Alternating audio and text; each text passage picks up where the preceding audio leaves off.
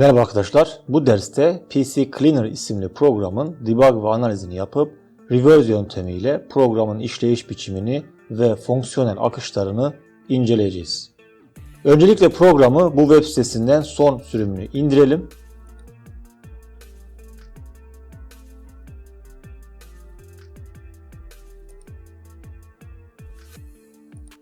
Ve normal bir şekilde kuralım.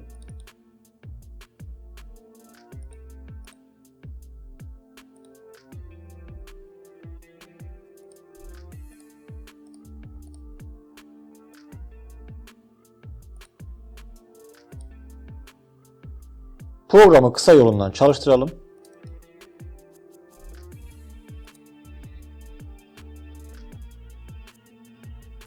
Bu program ne işe yarıyor?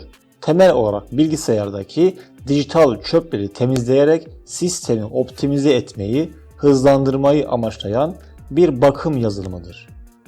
Programı ilk açtığımızda hata mesajı, anahtar isteyen bölüm, deneme sürümü olduğunu belirten metin ve uyarıları kontrol ediyoruz. Sağ üst köşede deneme sürümü olduğunu belirten bir metin var. Hemen altındaki kayıt butonuna tıklayıp herhangi bir isim ve anahtar girdiğimizde bize hata mesajını gösteriyor.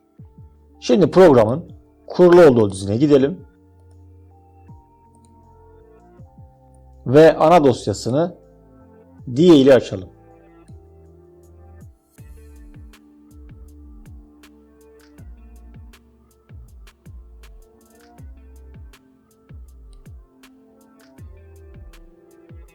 ...32 bitlik Delphi ile yazılmış bir program. Herhangi bir koruması yok.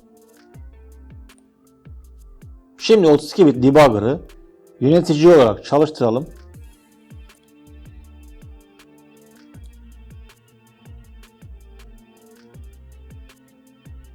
Ve programın kurulu olduğu düzene gidip ana dosyasını seçelim. Yazılımda herhangi bir koruma yok fakat anti-debug özelliği eklenmiş. Anti-debug korumalarını basitçe atlatmak için Skyla Hide eklentisini kullanabilirsiniz. Bu eklenti yükledikten sonra eklentilerden burada görmüş olduğunuz profilleri teker teker deneyerek de anti-debug korumasını atlatabilirsiniz. Buradaki profillerden DMIDA profilini seçelim. Böylece Skyla Hide debugger'ı programdan tamamen gizleyecektir.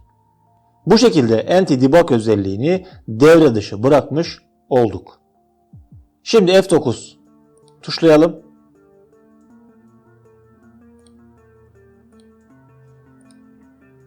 Ve herhangi bir isim ve anahtar girip tamam diyelim. Bu hata mesajını arayalım.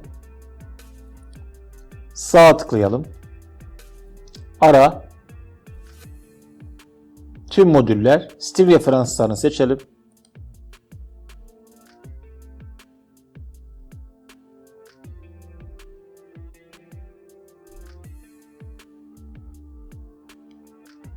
Ve hata mesajını yazalım.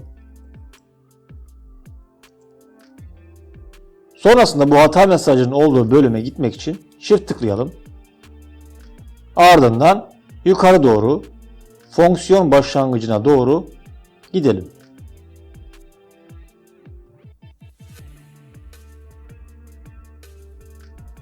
Ve fonksiyon başlangıcına bir breakpoint ekleyelim. Sonrasında debugger'ı restart edip F9 ile çalıştıralım.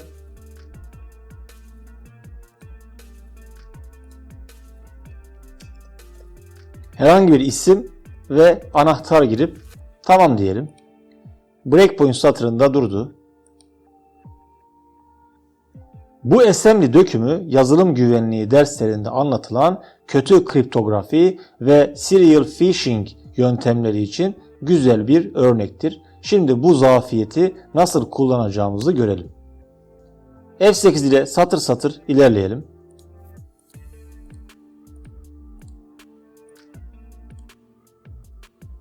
Buradaki satırda girdiğimiz kullanıcı adı verisini okuyor. F8'e devam edelim.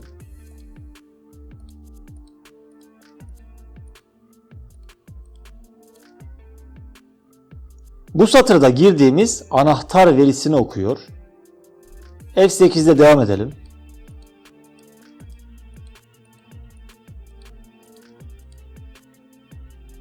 Bu satırda isim kutusu boş mu diye bakıyor. Devam edelim. Burada kutu boşsa işlemleri iptal et, en sona atla diyor.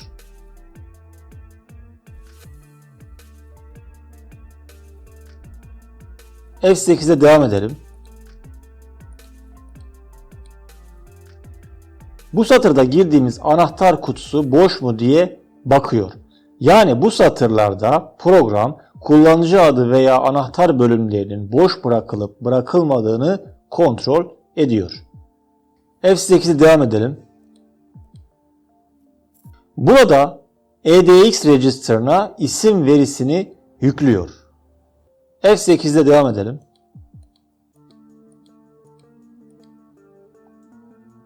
Bu satırda ise program kendi gizli algoritmasını çalıştırıyor. Yani geçerli lisans anahtarını girilen isme göre kendi kendine oluşturuyor. Burası en önemli bölüm. Program kullanıcıdan aldığı isim verisini bu fonksiyona gönderiyor. Buradaki call fonksiyonu ismi al, harflerin ASCII değerlerini topla, çarp, araya tire koy gibi işlemlerin yapıldığı özel anahtar üreten fonksiyondur. Bu fonksiyona isim kelimesi gönderildiğinde fonksiyonun içinden bize çıktı olarak bir lisans anahtarı döndürüyor. Sonra ürettiği bu anahtarı hafızada, RAM'de tutuyor. Kullanıcının yazdığı hatalı anahtar ile kendi ürettiği gerçek anahtarı metin olarak kıyaslıyor.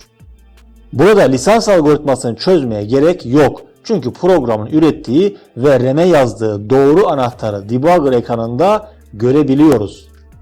Ve böylece doğru anahtarı hafızadan bir balık gibi oltayla çekip alıyoruz. Buna serial fishing yöntemi denir. Şimdi F8 ile devam edelim. Ve gördüğünüz gibi anahtarı üretti. Yani girdiğimiz isme göre anahtarı üretti. Bu satırı kopyalayalım.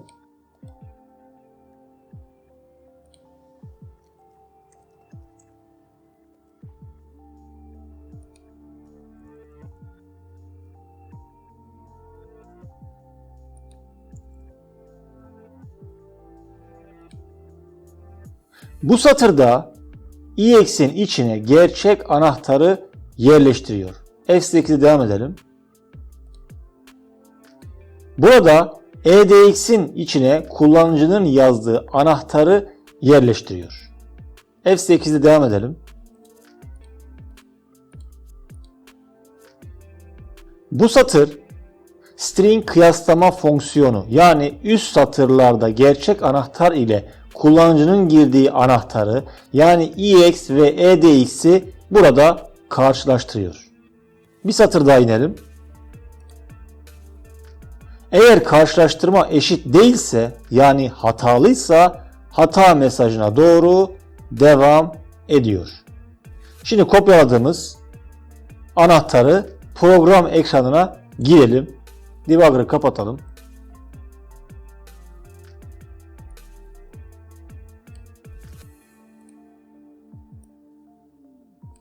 Programı çalıştıralım.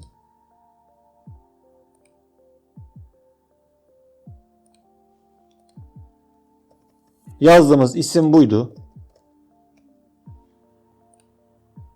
Oluşan algoritmadaki anahtarı kopyalayalım. Yapıştıralım. Ve anahtarı kabul etti. Yani bizim girdiğimiz metne göre bu anahtarı oluşturmuştu. Başka bir metin girdiğimizde bize başka bir anahtar otomatikmen üretecektir. Buradaki analiz aynı zamanda neden şifreleme işlemlerinde düz metin kıyaslaması yapılmamalıdır sorusunun cevabıdır. Artık programı açtığımızda açılışta gelen bir kayıt ol ekranı, arayüzünde herhangi bir deneme sürümü yazısı veya kayıtsız olduğuna dair bir metin veya ibare yok. Bu şekilde reverse yöntemiyle programı kullanılabilecek hale getirmiş olduk. Konuyla ilgili sorularınızı açıklama kısmında bulunan e-posta adresine gönderebilirsiniz. Ayrıca bir sonraki derste hangi programların reverse ve analizinin yapılmasını istiyorsanız yorumlara yazabilirsiniz. Daha fazla paylaşım için kanalımızı takip etmeyi unutmayın. Bu ders bu kadar. Bir sonraki derste görüşmek üzere.